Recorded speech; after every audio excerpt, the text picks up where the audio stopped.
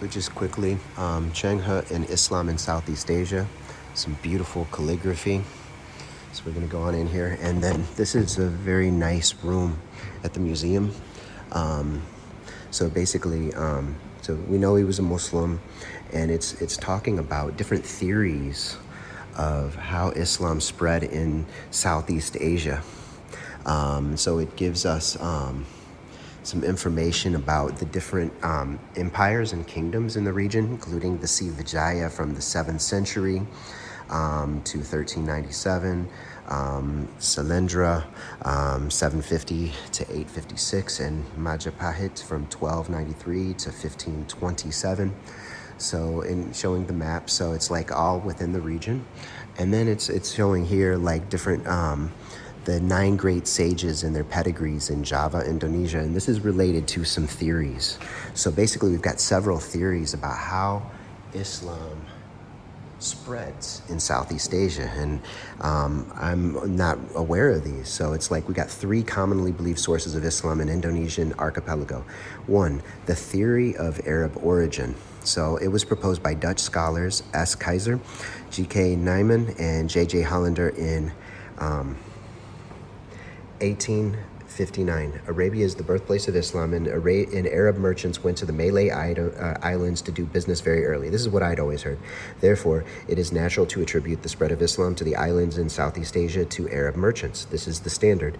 After Indonesia's independence, based on national self-esteem, Indonesian nationalists and religious scholars are also eager to integrate Indonesian Islam with Arabia in order to demonstrate the purity and authenticity of Indonesian Islam. Therefore, in the seminar on the spread of Islam to Indonesia held in Medan that's in Sumatra in 1963, the participants concluded that Islam in Indonesia was introduced directly from Arabia in the first year of Hijri, so 7th, 8th century. So now we have the Indian origin theory. Now, and this is a variation of what I learned about some of the Arab merchants from Yemen and Hadramaut had come to Southeast Asia. And we've got the Indian origin theory.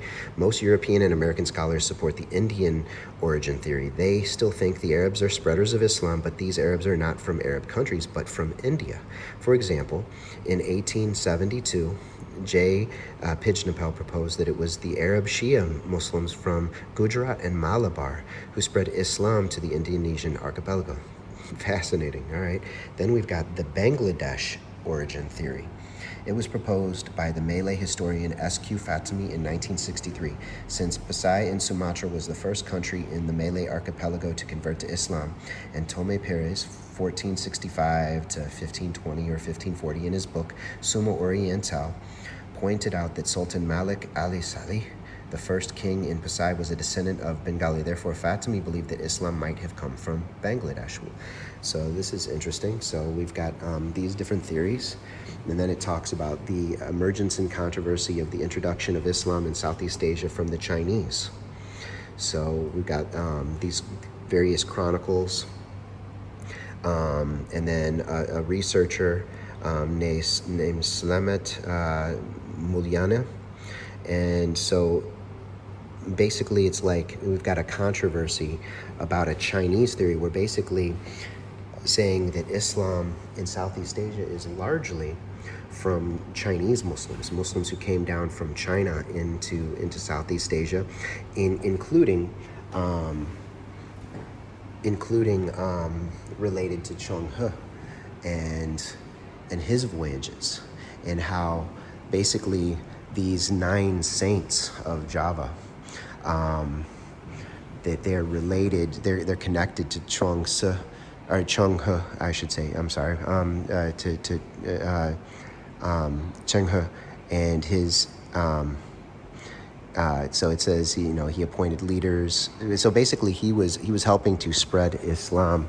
And we do know that he built various mosques.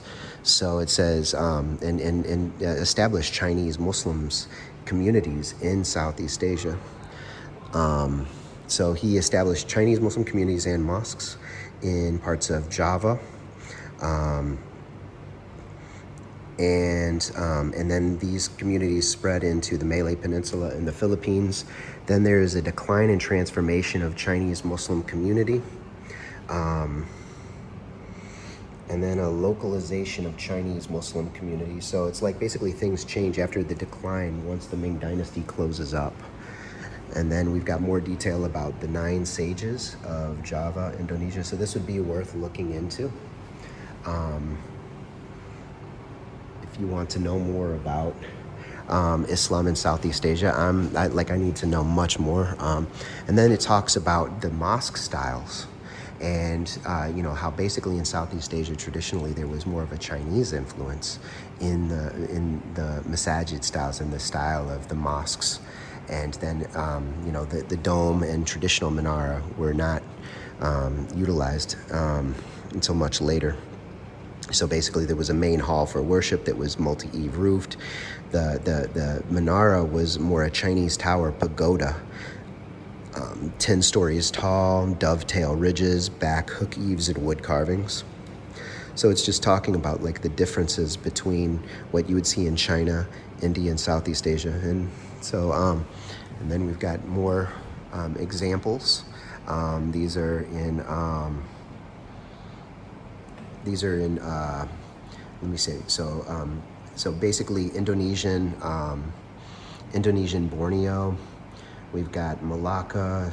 We've got East Kalimantan again in Indonesian Borneo. Palembang in Sumatra. We've got Perak in I believe that's in Perak. So I'm not positive if that's in Sumatra or in Java. But we can see the different mosque designs here. And over here, really quickly, I didn't show it very carefully. So we've got a mosque in Xi'an. Then we've got in Nanjing, which was a Ming capital.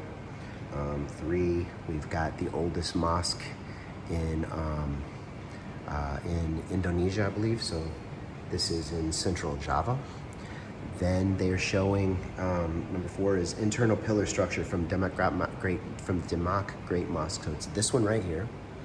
And then here's what the central pillars are basically boat pillars, which are strong to withstand storms. So they're basically making an argument connecting, Zheng He and his voyages to the spread of Islam in Southeast Asia. We've got here 5, we're looking at kind of comparison between more of a, from other areas of the world, like Indian style. So we've got like, Dome of the Rock, and this is more of an Indian style over on the right, as opposed to the left where we've got more of a Chinese style mosque design.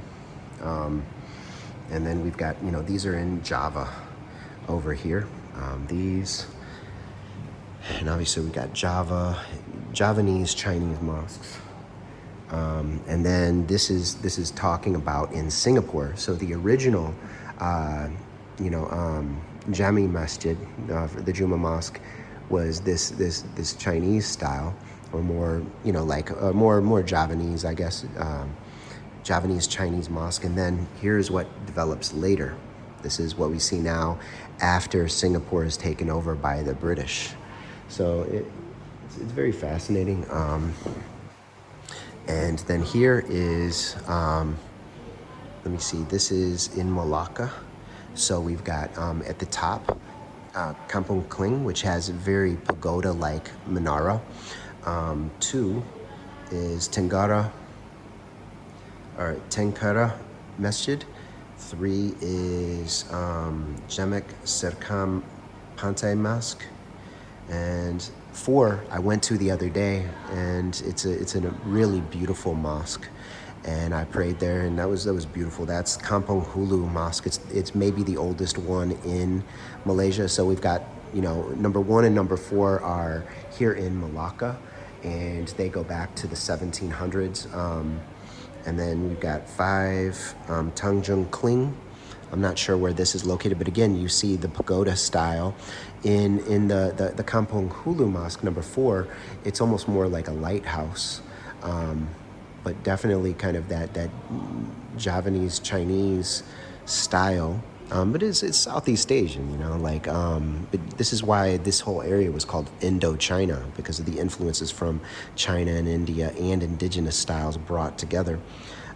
So this is very fascinating. So Zheng He and Islam in Southeast Asia. There's much more to learn, and this is very, very fascinating. Peace.